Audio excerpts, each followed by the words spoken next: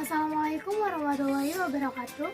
Perkenalkan, nama saya Rizky Nur Fadila dari kelas 11 IPS 2.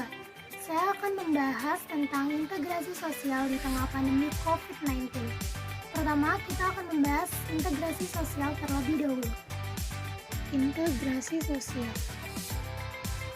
Menurut Kamus Besar Bahasa Indonesia atau KBBI, integrasi adalah pembauran sesuatu yang berbeda hingga menjadi kesatuan yang utuh dan bulat.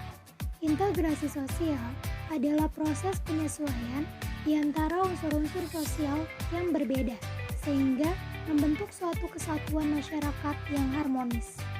Integrasi sosial didasari karena adanya kerjasama yang baik di antara sesama anggota masyarakat itu sendiri. Integrasi masyarakat dapat terwujud apabila masing-masing individu yang berada di dalam suatu kelompok dapat mengendalikan prasangka yang ada sehingga tidak terjadi konflik. Suatu integrasi dapat berlangsung cepat atau lambat, tergantung pada faktor-faktor sebagai berikut. 1. Homogenitas kelompok. Dalam kelompok atau masyarakat yang tingkat kemajemukannya rendah, integrasi sosial akan mudah dicapai. Sebaliknya, dalam kelompok majemuk, integrasi sosial akan sulit dicapai. Kedua, besar kecilnya kelompok. Umumnya, dalam kelompok kecil, tingkat kemajemukannya relatif rendah, sehingga integrasi sosial lebih mudah tercapai. Ketiga, mobilitas geografis. Anggota kelompok yang baru datang tentu harus menyesuaikan diri dengan identitas masyarakat yang ditujunya. Keempat, efektivitas komunikasi. Efektivitas komunikasi yang baik dalam masyarakat akan mempercepat integrasi sosial. Bentuk-bentuk integrasi sosial. 1. Integrasi normatif. Integrasi yang terjadi akibat norma-norma yang berlaku di masyarakat. Yang kedua, integrasi fungsional. Terbentuk karena ada fungsi-fungsi tertentu di dalam masyarakat. Yang ketiga, integrasi koersi. Terbentuk berdasarkan kekuasaan yang dimiliki penguasa. Dalam hal ini, penguasa menerapkan cara-cara koersif atau kekerasan. Proses integrasi sosial. 1. Akulturasi. Proses sosial yang terjadi bila kelompok sosial dengan kebudayaan tertentu dihadapkan dengan kebudayaan asing yang berbeda. Proses sosial tersebut akan berlangsung hingga unsur kebudayaan asing itu diterima masyarakat dan diolah dalam kebudayaan sendiri. Kedua, asimilasi. Proses sosial yang ditandai dengan adanya usaha-usaha untuk mengurangi perbedaan-perbedaan yang ada di antara individu atau kelompok dalam masyarakat. Batas-batas di antara mereka akan hilang dan lebur menjadi satu kesatuan. Kebudayaan asing akan mudah diterima apabila memenuhi syarat-syarat berikut. Pertama, tidak ada hambatan geografis. Kedua, kebudayaan baru memberi manfaat lebih besar. Ketiga, adanya persamaan dengan kebudayaan lama.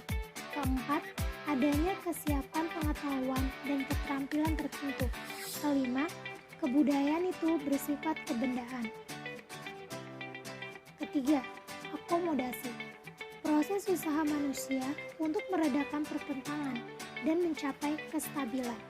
Akomodasi di masyarakat diharapkan dapat menyelesaikan pertentangan atau konflik tanpa menghancurkan pihak lawan. Faktor-faktor pendorong integrasi sosial. 1. Toleransi budaya. Toleransi terhadap kelompok-kelompok dengan kebudayaan yang berbeda. Toleransi yang mendorong terjadinya komunikasi yang efektif antara kebudayaan yang berbeda akan mendorong terciptanya integrasi. Kedua, kesetaraan ekonomi. Kesempatan yang seimbang dalam ekonomi bagi berbagai golongan masyarakat dengan latar belakang budaya yang berbeda.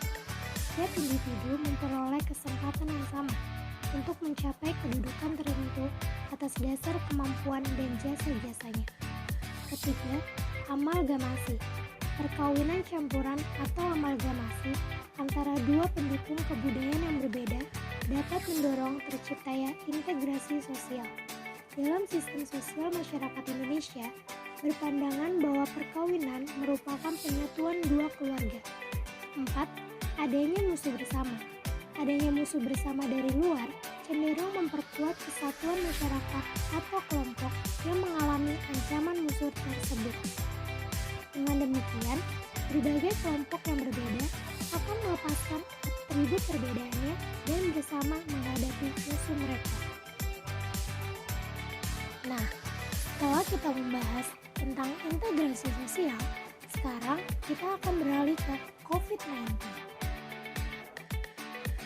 Virus corona atau Severe Acute Respiratory Syndrome Coronavirus 2 atau SARS-CoV-2 adalah virus yang menyerang sistem pernapasan. Penyakit karena infeksi virus ini dinamakan COVID-19. Virus corona bisa menyebabkan gangguan ringan pada sistem pernapasan, infeksi paru-paru yang berat, hingga kematian. COVID-19 adalah jenis baru dari coronavirus yang menular ke manusia. Walaupun lebih banyak menyerang lansia, tapi virus ini sebenarnya bisa menyerang siapa saja, mulai dari bayi, anak-anak, hingga orang dewasa, termasuk ibu hamil dan menyusui. COVID-19 pertama kali ditemukan di kota Wuhan, China pada akhir Desember 2019.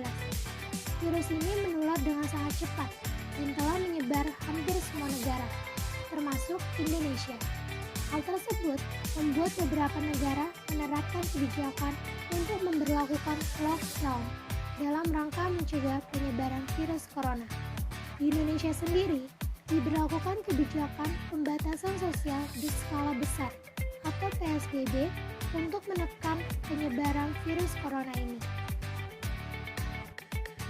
Upaya pemerintah serta pencegahannya antara lain: pertama, tetap di rumah, bekerja, belajar, dan beribadah di rumah. Kedua, jika terpaksa keluar rumah karena kebutuhan penting, pakai masker kain, selalu jaga jarak minimal 1 meter dengan orang lain, dan sering cuci tangan pakai sabun atau cairan pembersih tangan atau alkohol minimal 60%. Yang ketiga, jangan kontak langsung dengan orang bergejala COVID-19.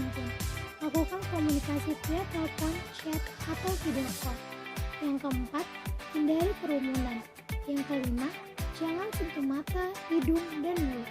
Yang keenam, selalu cuci tangan pakai sabun dan air mengalir sebelum makan dan menyiapkan makanan, setelah dari toilet, setelah memegang binatang, dan sehabis berpergian.